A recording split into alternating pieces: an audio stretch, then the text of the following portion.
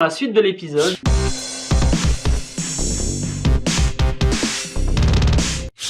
Me revoilà après plus de 3 heures de travail. Je vais te présenter les résultats de l'analyse que j'ai réalisée. J'ai écrit un article faire imprimer son livre papier de 1 à 1000 exemplaires. Combien cela coûte? Tu peux retrouver cet article sur le blog du Carrefour des Réussites. Dans le cadre de la sortie de mon livre La courtoisie est un excellent défaut en mars 2016, j'ai besoin de définir mon prix de vente. Je dois donc analyser les sites internet que j'ai pu trouver et évaluer le coût de production d'un livre papier. J'ai deux possibilités. La première, c'est d'auto-publier le livre en version papier et de le faire envoyer à mon bureau et puis de m'occuper moi-même de la logistique. La deuxième solution, c'est d'utiliser ce que l'on appelle le dropshipping. J'y reviens juste après. Mon objectif est de connaître rapidement le coût de fabrication d'un exemplaire et d'analyser le bénéfice possible si la vente est de 20 €. Je me suis donc basé sur les prix disponibles publiquement sur les sites des entreprises afin d'éviter les demandes de devis. Avant de commencer, voici les critères d'impression que je désire pour ce nouveau livre. Je souhaite une couverture souple en couleur, en version mat. Le livre fera 200 pages, dont 20 en couleur, pour ce qui est des schémas et des dessins explicatifs. Je veux que ce soit imprimé sur du papier blanc recyclé, de minimum 100 grammes, en version mat. Le format sera un A5 14,8 cm sur 21 cm ou un format qui s'en rapproche. Et je vais effectuer une analyse pour 100, 200, 300, 500 et 1000 exemplaires. Voici le résumé de cette analyse sous forme de tableau. On remarque donc que le coût d'impression d'un livre au format A5 de 200 pages dont 20 en couleur sur du papier blanc se situe entre 5,18 € et 21,34 €. Sur les sites comme lulu.com, il n'est pas possible de dire « Ok, je veux que autant de pages soient imprimées en couleur et le reste en noir et blanc ». Avec eux, c'est soit noir, soit blanc. Pour l'exercice, prenons l'exemple de blurb.fr pour qui les frais de port en Belgique sont de 365,20 € pour l'envoi de 200 exemplaires. Faisons un rapide calcul. 8,46 € qui est le coût par exemplaire fois 200 exemplaires, cela me revient donc à 1692 € pour imprimer 200 exemplaires. 1692 € pour nos amis les Français.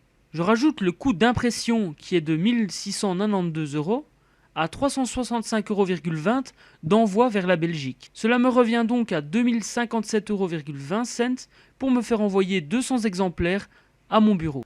Posons-nous la question, peut-on vivre de la vente de ces livres en autopublication? En prolongeant l'exercice, on va calculer le bénéfice que je vais faire sur chaque exemplaire. Si je divise 2057,20 qui est le coût d'impression plus le coût d'envoi à mon bureau, par 200 qui est le nombre d'exemplaires du livre, cela me revient à 10,29 € par livre. Si mon prix de vente est de 20 €, je touche donc 9,71 € de chiffre d'affaires par exemplaire.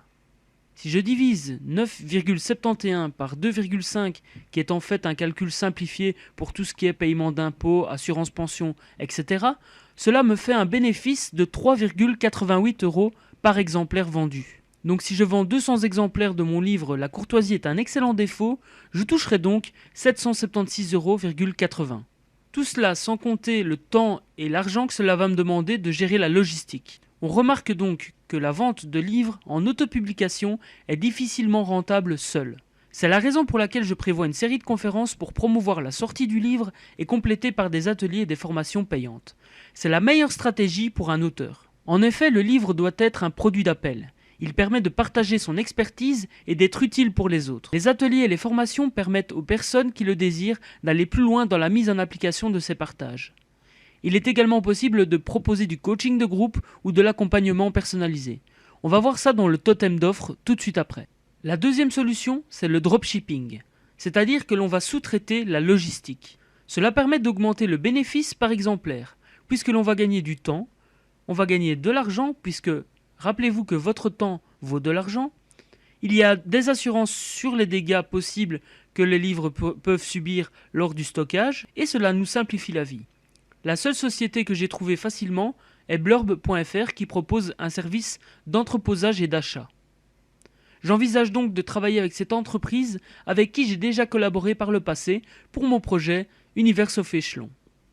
Dans l'article, vous pouvez trouver la liste des sites que j'ai pris le temps d'analyser. Mention spéciale pour Molière.com, qui est une librairie en ligne, excellente alternative pour la commande de livres papier en Belgique. Et toi, as-tu envie de publier ton livre papier? Partage en commentaire de la vidéo ou de l'article avec la communauté quels sont tes projets d'auteur.